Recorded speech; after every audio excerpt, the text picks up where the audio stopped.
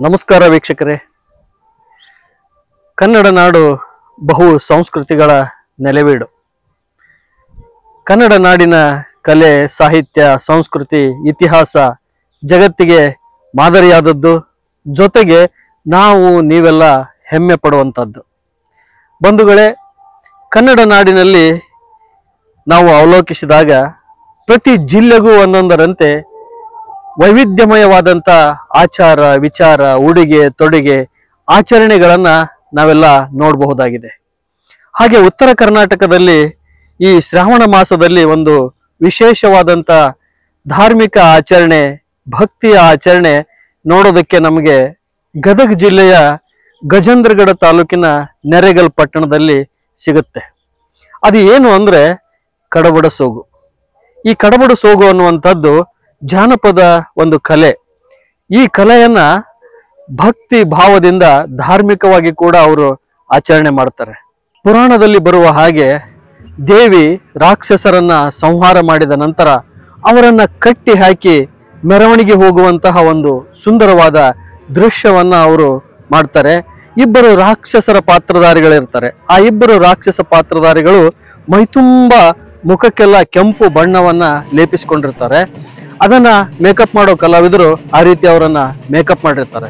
ಜೊತೆಗೆ ದೇವಿಯ ಪಾತ್ರಧಾರಿ ಕೂಡ ಸಾಕ್ಷಾತ್ ದೇವಿಯ ಹಾಗೆ ಅವರನ್ನ ಮೇಕಪ್ ಮಾಡಿ ಅವರಿಗೆ ಹಿಂದೆ ಚಟ್ಟನ್ನ ಕಟ್ಟಿ, ಭುಜಕಟ್ಟನ್ನ ಕಟ್ಟಿ ಅವರನ್ನ ಸಾಕ್ಷಾತ್ ದೇವಿ ತರನೇ ಮೇಕಪ್ ಮಾಡಿರ್ತಾರೆ. ಆ ದೇವಿಯ ಪಾತ್ರಧಾರಿ ಆ ರಾಕ್ಷಸರನ್ನ ಕೋಲಿಗೆ ಕಟ್ಟಿದ ರಾಕ್ಷಸರನ್ನ ಹಿಡ್ಕೊಂಡು ಮೆರವಣಿಗೆ ಒಳಗೆ ಸಾಗ್ತಾ ಇರ್ತಾಳೆ.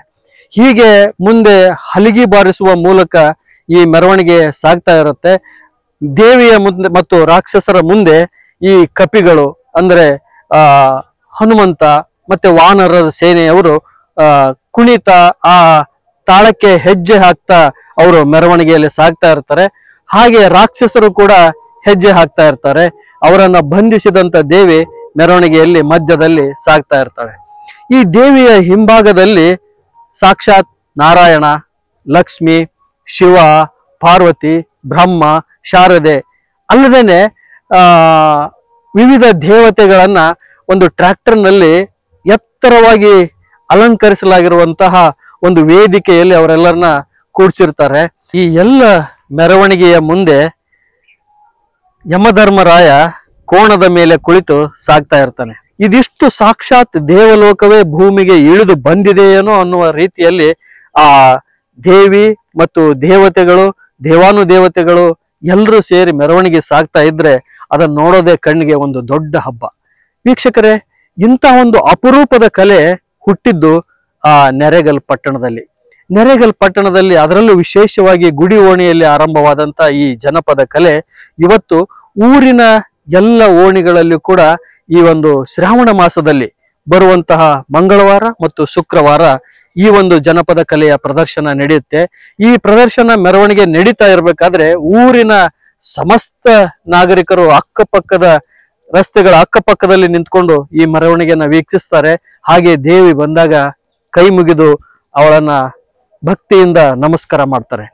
ಇಂತಹ ಒಂದು ಅಪರೂಪದ ಕಲೆ ಇದು ನೆರೆಗಲ್ ಪಟ್ಟಣದಲ್ಲಿ ಮಾತ್ರ ಸೀಮಿತವಾಗಿದ್ದು ನೋಡೋದಕ್ಕೆ ಸಿಗುತ್ತೆ. ಹಾಗೆ ಈ ಕಲೆ ಇನ್ನೂ ಹೆಚ್ಚು ಹೆಚ್ಚು ಊರುಗಳಲ್ಲಿ ಪ್ರದರ್ಶನ ಆಗಬೇಕು. ಜೊತೆಗೆ ಕನ್ನಡ ಮತ್ತು ಸಂಸ್ಕೃತಿ ಇಲಾಖೆ ಈ ಕಲೆಗಳತ್ತ ವಿಶೇಷವಾದಂತ ಗಮನ ಹರಿಸಿ ಇಲ್ಲಿಯ ಕಲೆಗೆ ಪ್ರೋತ್ಸಾಹವನ್ನು ನೀಡಬೇಕು. ವೀಕ್ಷಕರೇ, ಇನ್ನೊಂದು ಮಾತು ವಿಶೇಷವಾಗಿ ಹೇಳಬೇಕು ಅಂದ್ರೆ ಈ ಎಲ್ಲ ಪಾತ್ರಧಾರಿಗಳು ಯಾವುದೇ ವೃತ್ತಿಪರ ಕಲಾವಿದರಲ್ಲ. ಇವರೆಲ್ಲ ಓಣಿಯ ಯುವಕರು ಮತ್ತು ಮಕ್ಕಳು. ಈ ಓಣಿಯ ಯುವಕರು ಮತ್ತು ಮಕ್ಕಳು ಪ್ರತಿ ವರ್ಷ ಈ ಒಂದು ಶ್ರಾವಣ ಮಾಸದಲ್ಲಿ ಈ ವೇಷವನ್ನ ಅಥವಾ ಈ ಕಡಬಡ ಸೋಗನ್ನುವಂತಹ ಒಂದು ಜಾನಪದ ಕಲೆಯನ್ನ ಪ್ರದರ್ಶಿಸುವ ಮೂಲಕ ಜನರಲ್ಲಿ ಧಾರ್ಮಿಕ ಮತ್ತು ಭಕ್ತಿಯ ಭಾವನೆಗಳನ್ನ ಮೂಡಿಸುವುದರ ಜೊತೆಗೆ ದೇವಿ ಅಂದ್ರೆ ಸಾತ್ವಿಕತೆ ಮತ್ತು ಸದ್ವಿಚಾರ, ಸದಾಚಾರ. ಈ ರಾಕ್ಷಸರು ಅಂದ್ರೆ ದುರಾಚಾರ, ದುರ್ನಡತೆ, ದುರ್ಗುಣ.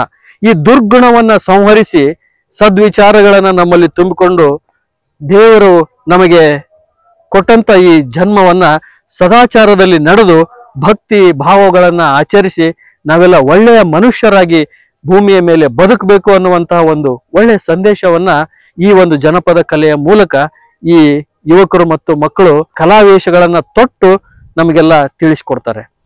ವೀಕ್ಷಕರೇ, ಇಂತಹ ಒಂದು ಕಲೆಯ ಬಗ್ಗೆ ಪ್ರೋತ್ಸಾಹ ಸಮಾಜದ್ದಾಗ್ಲಿ ಸರ್ಕಾರದ್ದಾಗ್ಲಿ ಸಿಗ್ಬೇಕು ಅನ್ನೋದು ಎಲ್ಲರ ಆಶಯ.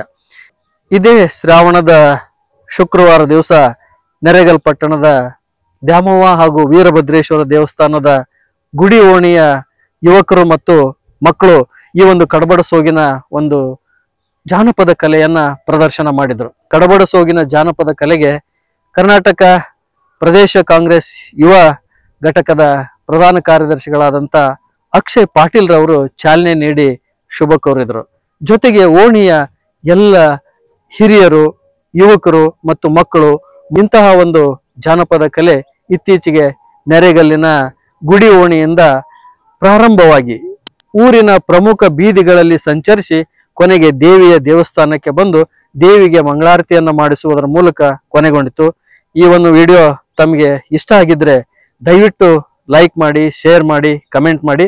ಜೊತೆಗೆ ಈ ವಿಡಿಯೋನ ಶೇರ್ ಮಾಡೋದರ ಮೂಲಕ ಈ ಕಡಬಡ ಸೋಗು ಅನ್ನುವಂಥ ಜನಪದ ಕಲೆಯನ್ನ ಇನ್ನೊಬ್ಬರಿಗೂ ನೋಡೋದಕ್ಕೆ ತಾವೆಲ್ಲ ತಲುಪಿಸ್ಬೇಕು ಅಂತ ಹೇಳಿ ತಮ್ಮಲ್ಲಿ ವಿನಂತಿ ಮಾಡಿಕೊಡ್ತೀನಿ.